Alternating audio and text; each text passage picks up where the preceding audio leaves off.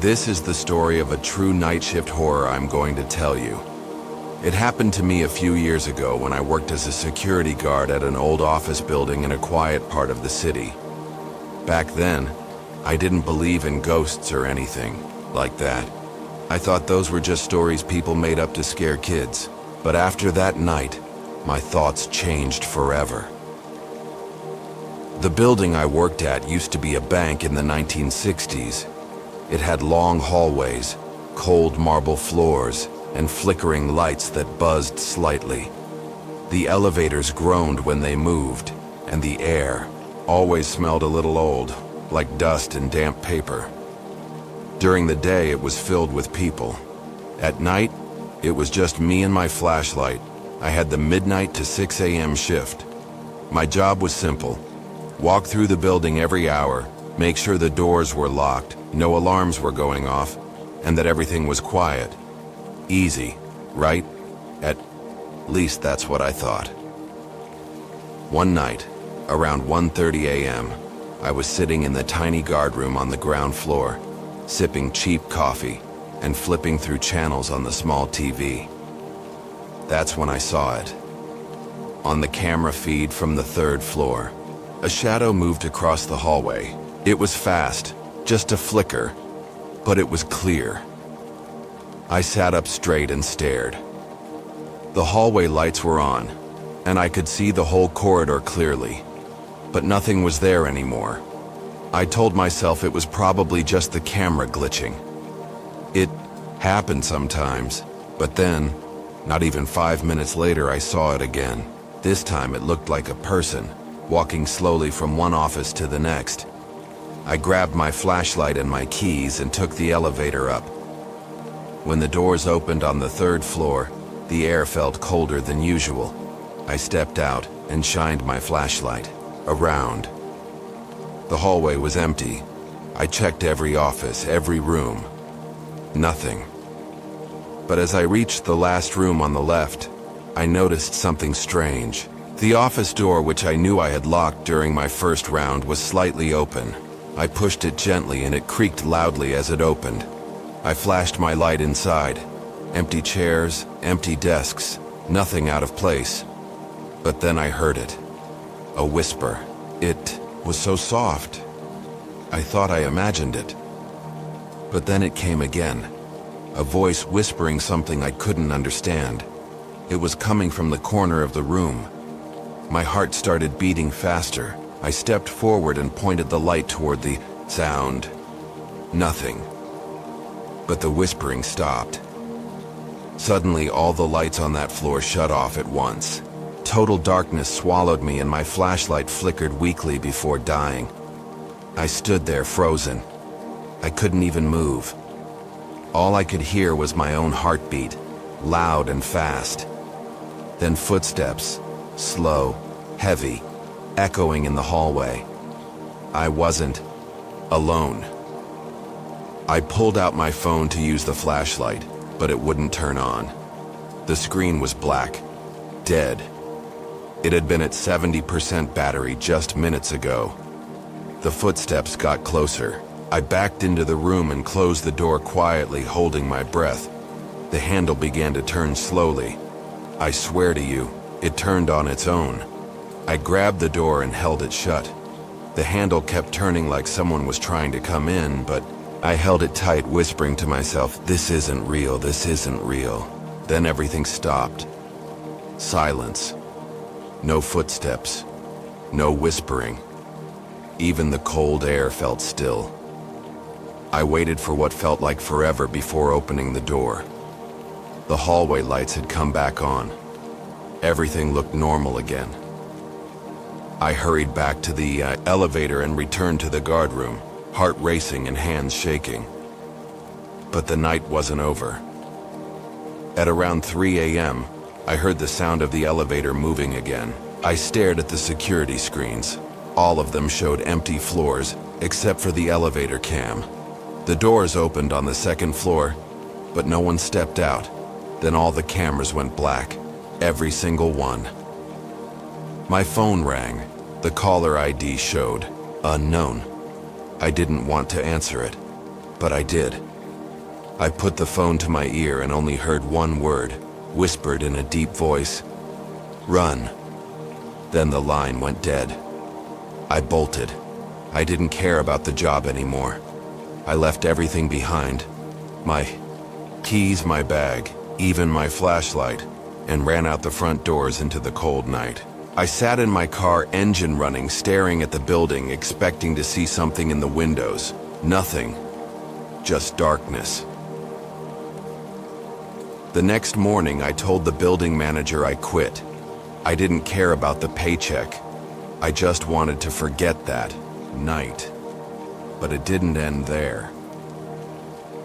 A week later, I met another guard who used to work there before me. We started talking, and I finally told him what happened. His face went pale. He told me he'd seen something too, years ago. Same floor, same room. Whispers. Doors opening by themselves. Lights going out. He even said he saw a figure once, wearing an old-style banker's suit, just standing in the hallway staring. He told me the story that no one talks about. Back in the early 70s, a bank manager had worked late one night, alone.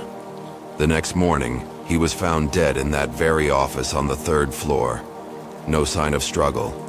The official report said heart attack, but other staff said he looked terrified, eyes wide open like he had seen something right before he died. Since then, strange things started happening, especially during the night shift. Many guards quit. Some never gave a reason. Others just left in the middle of the night like me. I've never worked a night shift again. Even now, years later, I still get chills thinking about that voice on the phone. That whisper in the dark. And every once in a while I have a dream I'm back in that building, walking the halls, hearing footsteps behind me. But when I turn around, no one's there. So if someone offers you a night shift job in an old building, think twice. Because some places don't sleep at night and some things wait in the dark. This is the story of a true night shift horror I am going to tell you. It happened to my cousin Ravi, and after hearing it straight from him, I couldn't sleep right for weeks. Ravi worked at a private hospital, not a big, shiny one.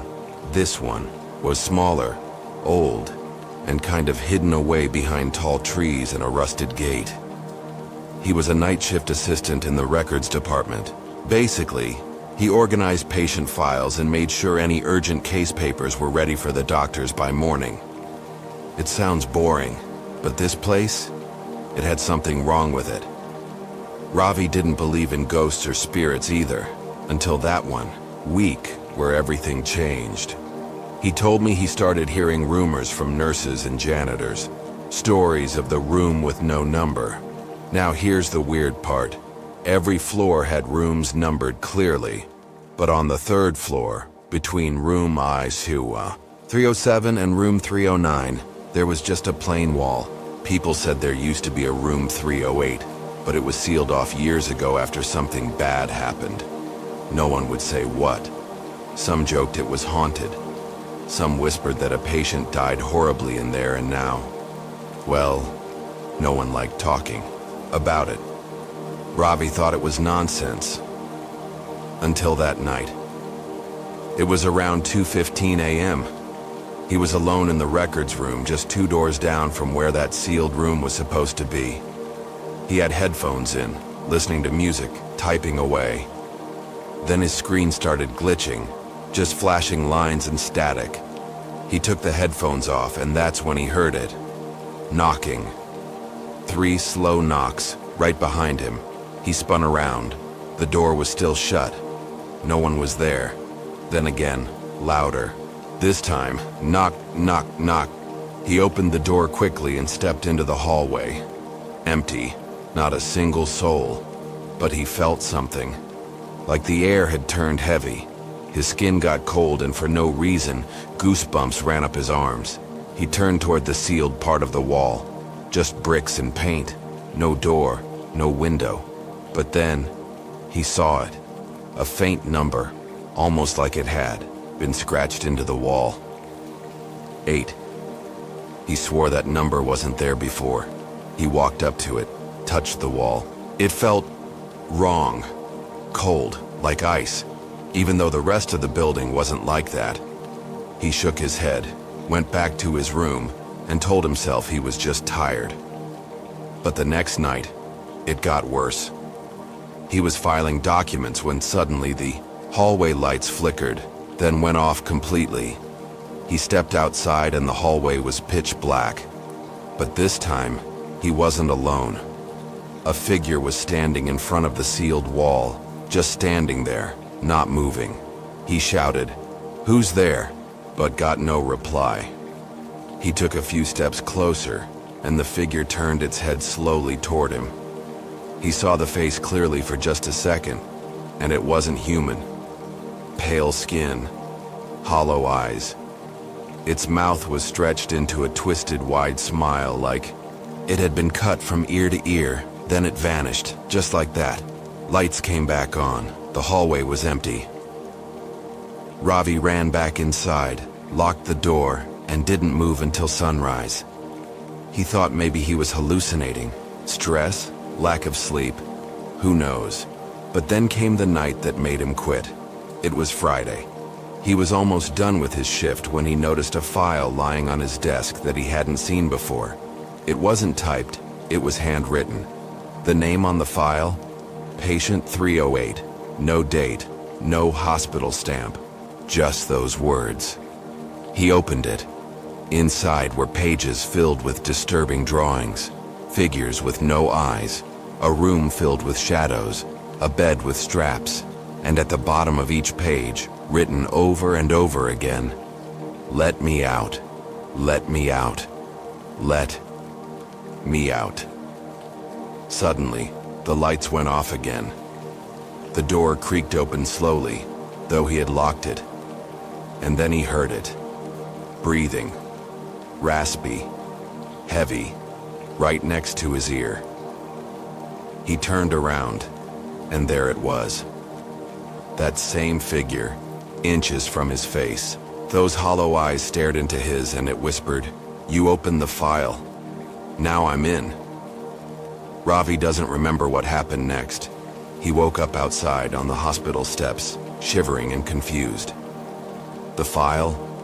Gone. His bag was still inside, but he never went back. When the hospital called asking why he didn't return, he told them the truth. They didn't seem surprised. He later found out from an older nurse that patient 308 had been a man with violent hallucinations. He screamed about being trapped, about voices in the walls. One night during a thunderstorm, he attacked 2 staff members and then scratched his own eyes out with a spoon before dying in room 308. The room was sealed the next day. But some say whatever was in him never left. It waits, behind the wall, and it doesn't like being forgotten. So next time you hear about a sealed room in an old building, don't get curious. Don't knock. Don't touch the wall. And for God's sake, don't open the file. Because once you do, it's in, and it never leaves. This is the story of a true night shift horror I'm going to tell you. It happened to my friend Daniel, who worked as a night security guard at a small but busy hospital on the outskirts of town. Now, Daniel wasn't the type to scare easily. He had been working security for over 5 years, and he had seen and heard all sorts of strange things during his time. But nothing could prepare him for the horrors that unfolded one quiet, lonely night. It all started on a Tuesday. It was about 11:30 p.m. when Daniel took over his shift. The hospital wasn't as busy at night, and his job was mostly to patrol the hallways, check on the emergency room, and ensure that all the doors were locked. That night, Daniel was walking down the east wing of the hospital when he noticed something strange, a light flickering at the end of the hallway. He knew the place well. There wasn't supposed to be any lights on in that part of the building after hours. It was the old section of the hospital, where the patients' rooms hadn't been used in years. The rooms were long abandoned and the area was usually completely dark. Curious, Daniel decided to investigate. As he walked closer, he could see the faint glow coming from room 217, which had been vacant for as long as he could remember. The door was slightly ajar, and the light inside flickered, as if someone had forgotten to turn it off. He stepped into the room and immediately felt the temperature drop.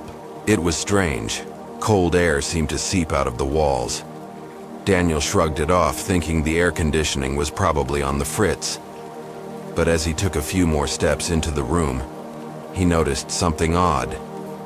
The bed in the corner of the room was made up, the blankets perfectly smooth. It didn't make sense.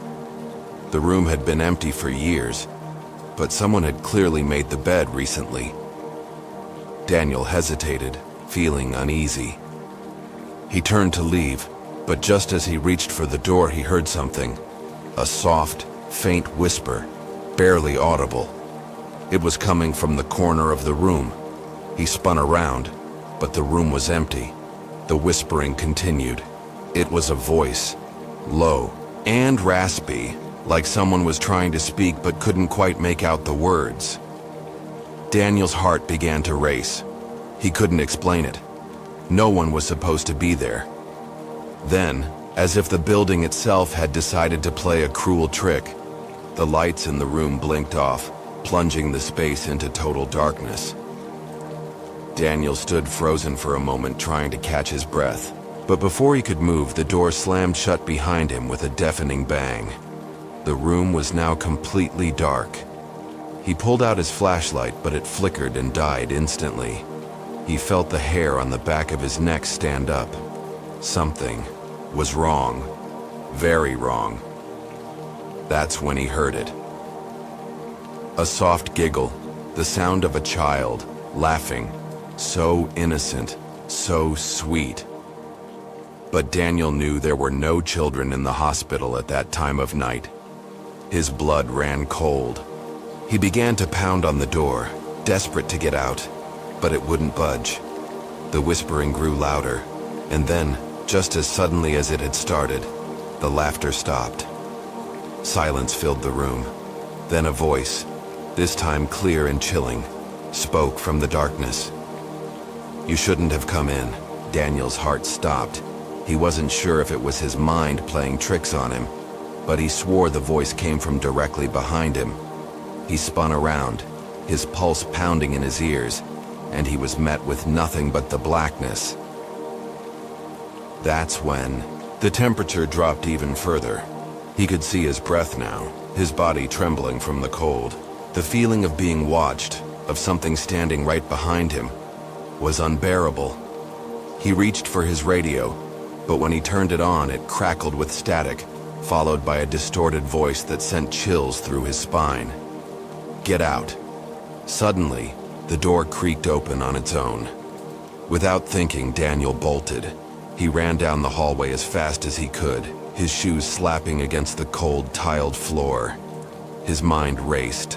He didn't know what he had just experienced, but he had to get out of there. He reached the security room, locked the door behind him, and sat there, breathing heavily, for what felt like hours. He tried to call his supervisor, but his phone wouldn't work. The signal kept dropping. Then around 4 a.m., his supervisor arrived for the morning shift. Daniel, pale and wide-eyed, told him everything, about the whispers, the laughter, the cold air, and the voice. The supervisor listened carefully, then nodded slowly. "I've been working here for over 15 years, he said, "and I've heard the stories." Room 217. It used to be the children's ward. Back in the 80s, a little girl died there from a mysterious illness. They say her spirit never left. Some nights, she plays tricks on the staff. Other nights, she gets angry. No one has ever been able to explain it. Daniel could barely speak. He couldn't believe it. He had heard rumors about the hospital being haunted, but he never thought they were real. The supervisor gave him a sympathetic look. It's probably best if you take a few days off. We don't want anything else happening to you." Daniel didn't need any more convincing. He left the hospital that morning, and he never went back. He quit his job the very next day, and since then, he's never stepped foot in that building again. As for room 217, they say it's still there, locked up tight. But if you listen closely on some nights, you might just hear the sound of a child laughing, or whispering, telling you to leave before it's too late. I don't know about you, but I don't plan on ever going near that place. Some doors are better left closed.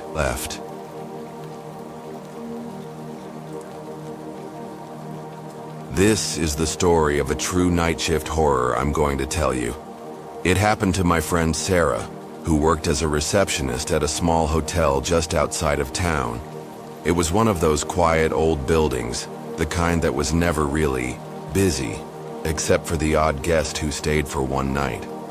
Sarah had been working the night shift for a few months, and it was usually pretty uneventful. Most of the time, she just sat at the front desk, read a book, and waited for the rare late-night guest to check in. But that particular night, everything was about to change.